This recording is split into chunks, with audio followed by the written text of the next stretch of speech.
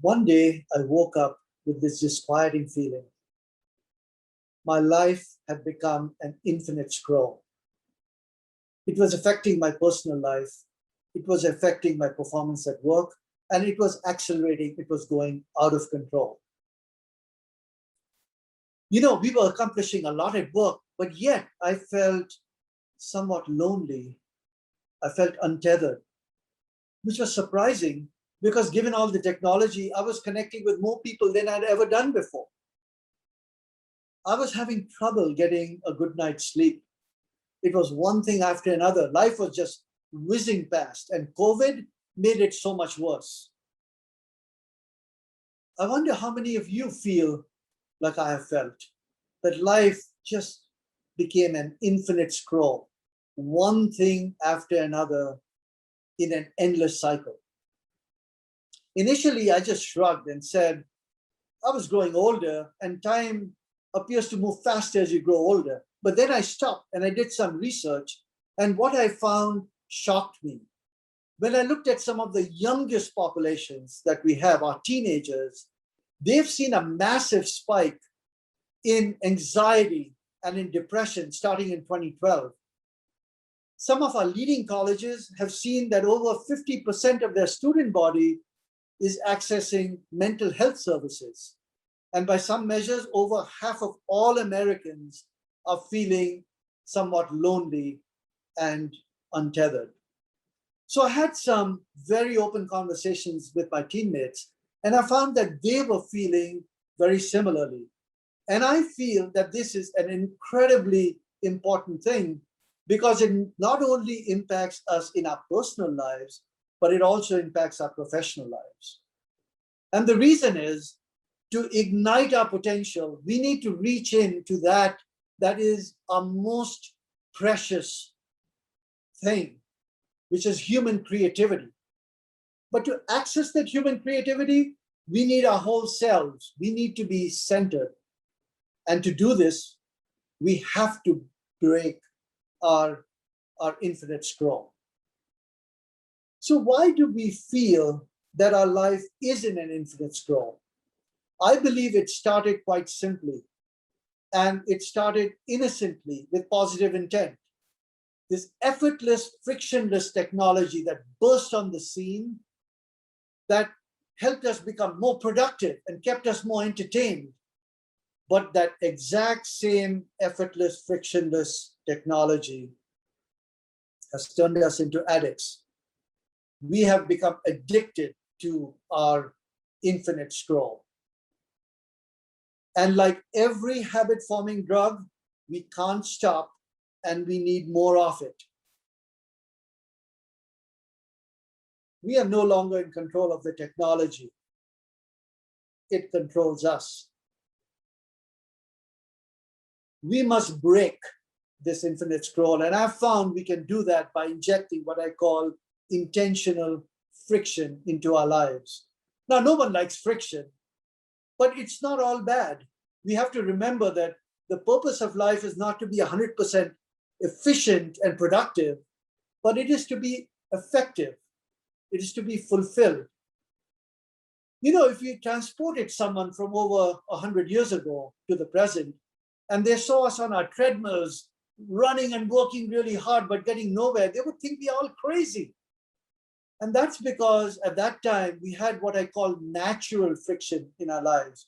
We had to walk everywhere, and we could keep our bodies physically active. The pace of life was also forced to be a little slower, and so we could absorb our experiences. Exercise is the intentional friction to keep our bodies healthy. I now believe that we need intentional friction in our lives to nourish our souls. Now, I have done 3 activities that has helped me reduce the hold of the infinite scroll on my life. The first is provoke accountability. By that, I mean, I had to provoke in myself with effort to take accountability that I was in this infinite scroll, and a deep desire to provoke the deep desire to actually break out of it. It required deep self-reflection. And I had to own the fact that I had become addicted to the infinite scroll and that I needed to take an effort to break out of it. My second activity is nourish yourself. You know, life's infinite scroll has an effect of hollowing us out, our inner core. And it's one urgent thing after another, and we put ourselves last. That has to stop. We need to take the time. We need to inject some intentional friction to rehydrate, to nourish ourselves, and to be still. I personally take about 30 minutes every night before going to sleep to meditate. And initially, that was intentional friction. But nowadays, I kind of look forward to it with a kind of an inner smile. The third activity is to befriend others. And I know it sounds simple, but what I did was I chose 3 people, one from my family, a person I don't normally connect with, one from work, and one from the community. And then I chalked out some very dedicated time that I would meet up with them and have discussions, not about work, not about tasks, but about things that were meaningful to us. Deep relationships need some friction. They need some give and take to really create those lasting relationships and a foundation of trust. And I've found that taking this effort has helped me reignite some of my deep relationships and really helps us nourish our souls. I know what you're thinking. More activities, I don't have any time for it. But you know, that's the point. We need to take effort. We need to inject that friction to be able to achieve our potential. And this reminds me of a poem from ancient India. You know, it all starts with invoking in ourselves this deep burning desire to change.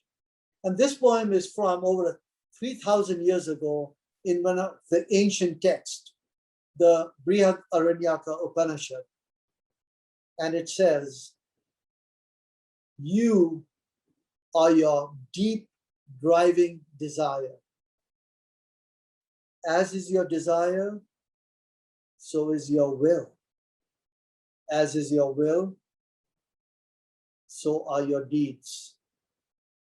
As are your deeds, so is your destiny." So let us achieve our destiny. Let us break this infinite scroll. Let's inject some intentional friction in our lives, and let's unleash our creative potential.